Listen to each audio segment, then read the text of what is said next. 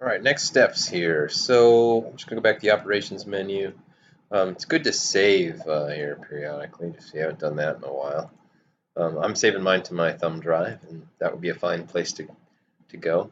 Wanted to point out, since I changed the tool, now that I'm in the operations menu, I can the tools are the same color, so it'll automatically put them in the same color.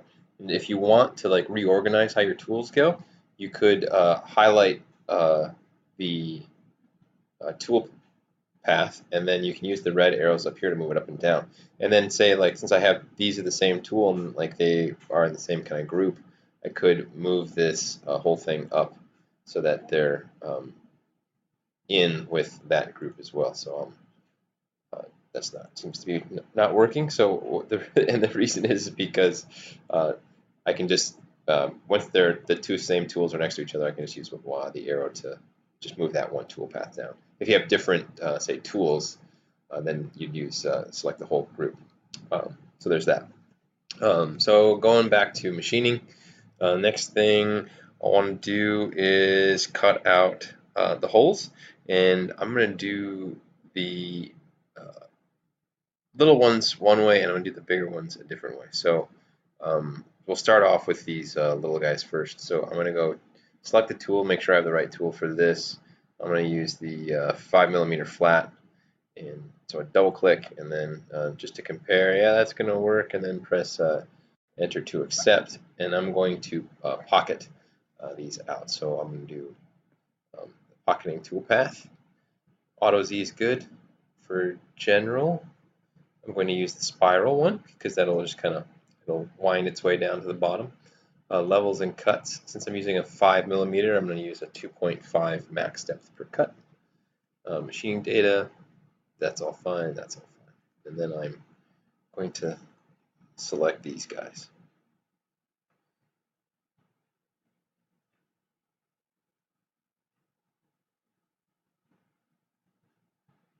And then if I go to isometric view, you can see it kind of spirals down to the bottom. And that'll work great for those, since those go all the way through. Now these other ones, if I remember correctly, are 6mm in diameter. And if I can't remember and I want to measure something in Alphacam, I can go to CAD, and then I can use either I can use this dimension tool. So if I hit dimension and I want to know, say, the horizontal dimension or the vertical dimension aligned, so I can go any sort of angle or diameter. So I'll just do diameter and click OK, and I can click on the object I want to know the size of. And I could actually call out dimensions and then put dimensions on my drawing if I was printing this off. That's a way to do it. But that says 6mm. So now I'm going to go to my machine tab. I'm going to select a drill. I don't have a 6mm drill. It would be great if I did. No 6mm drill. So I'll use this 5mm drill.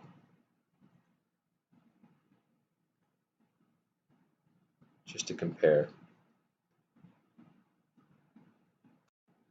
And then, like, I was just going to show you this drill machine hole one. So if I just do drill tap holes, I can do this drilling one, which would be fine, and then all selected holes, levels and cycles. So I can have to put in my dimensions here. This one I remember, I believe it only goes down 12. So I'm going to put the bottom at 12. Click OK. Wrap it down to it's below the first cut material. Oh, sorry, it's got to be negative number. Okay, and then I can select these guys. Now, this isn't going to work. I'm going to have to change it back to a pocketing path so that this will actually drill these. But if I had the correct size drill bit for these openings, that would be ideal. But I don't. So,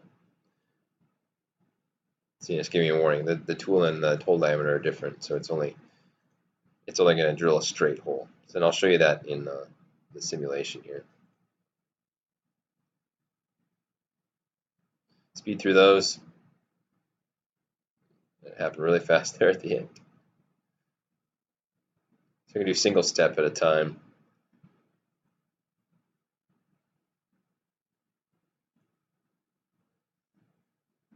this operation one at a time.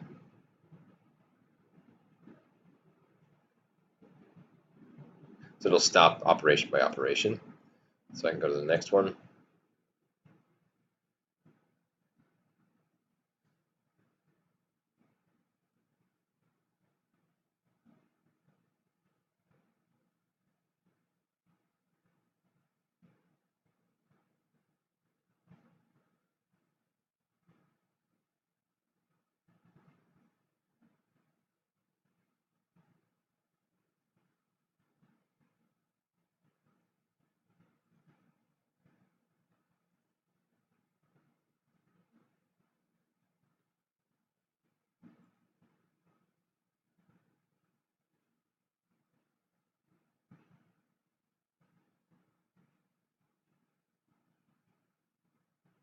And then the drill one will slow it down for us so you can see how that works. So it's just drilling in and out.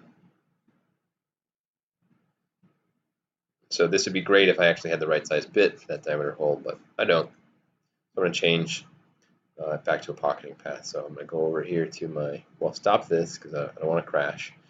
And then I'll go back to my operations tab, right click on this one since this is incorrect.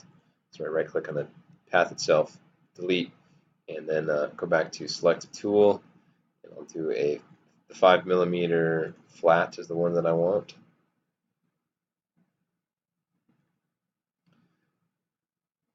And then pocketing, auto Z, general, we use the spiral one, levels and cuts, max steps per cut, we'll do 5, machine data, it's fine, and then go and select all these circles again.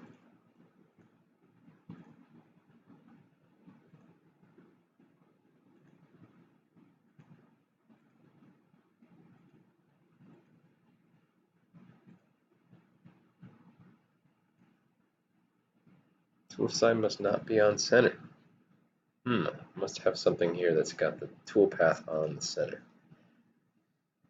So go to tool directions, clockwise inside, make sure that all these are inside.